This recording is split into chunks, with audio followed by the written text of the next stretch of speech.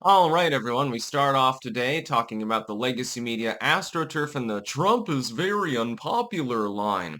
Supposedly, 15 points underwater according to a YouGov poll. Link in the description, archive, of course. This is patently false on several levels. First, the new YouGov poll only shows him -11, not -15.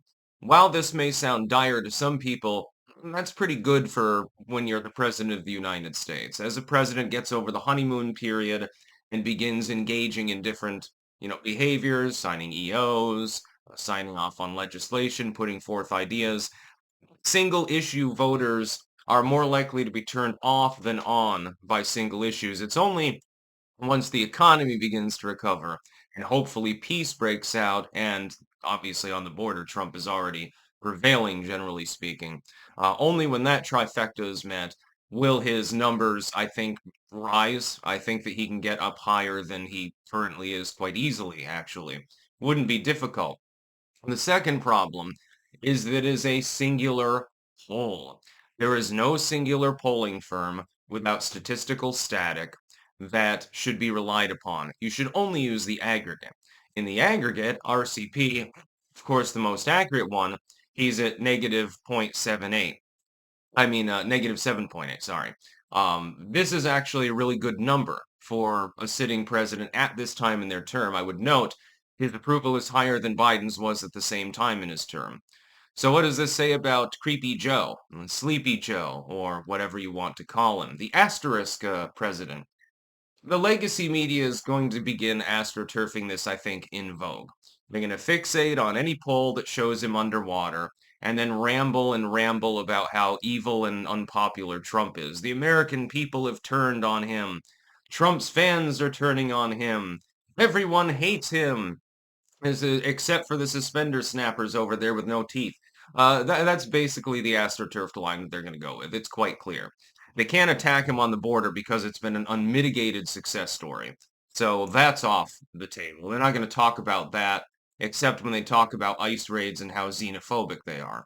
They can't really talk about diplomacy very much because he actually has made inroads in a meaningful sense within diplomacy.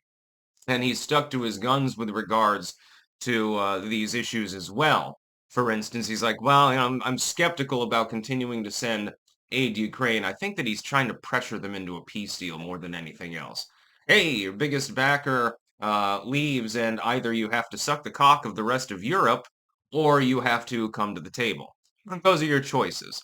So it's not our problem either way, which is, I think, the wisest possible decision of all bad possible decisions, because there is no good solution to the situation there.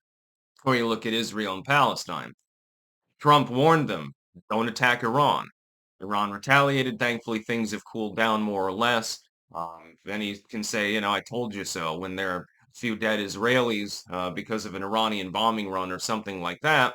And say, look, I warned you that was a bad idea. Why didn't you listen to me? He can play both sides, actually, at the same time. I support Israel, but Netanyahu wouldn't listen to me. So, what do you expect me to do? I'm not the president of Israel.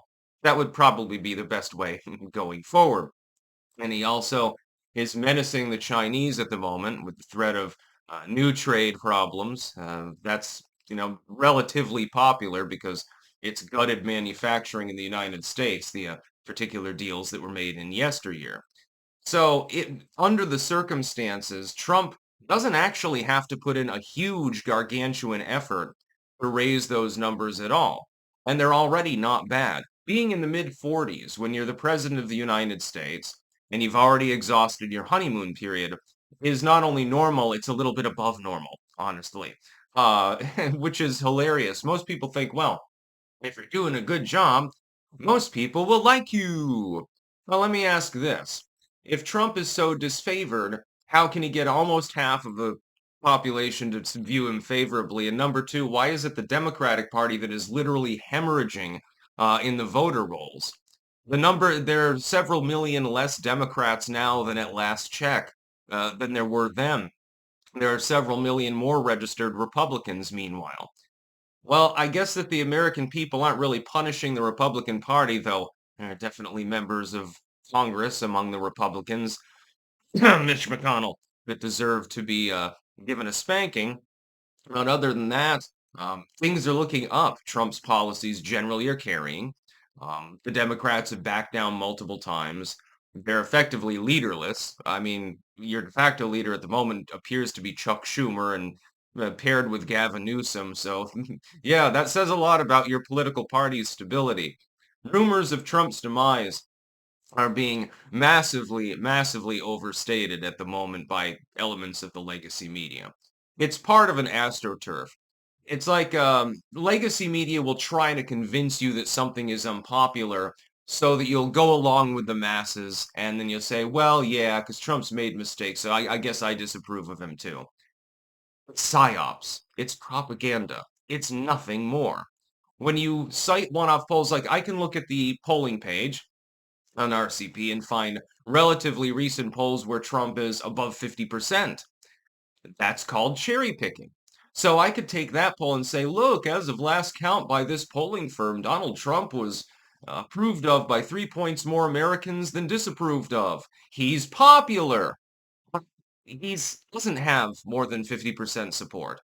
He's got somewhere in the mid to upper 40s, which again is actually really good, especially given the circumstances. Think about the headwind he faces. Joe Biden was lower at this point in his presidency than Trump, and he faced nothing from the legacy media in terms of criticism. It was, oh, Joe is cool, Joe is hip. Here's Joe kissing a baby and stuff like that. It was goofus stories, basically. Joe is popular, and yet his poll numbers continued to recede until they were just shy of 30, actually, at one point. Donald Trump, meanwhile, is managing to hold himself up into the mid to upper 40s in most polling, despite the fact that 99% of the coverage of him is overwhelmingly negative. Even when they have to kind of sort of praise him for something that he objectively does right, they'll say, yeah, but there's a caveat, or they won't report on it at all. I've seen this over and over for years and years. Ironically, W got the same treatment, and W didn't get nearly as bad the treatment as Trump is getting.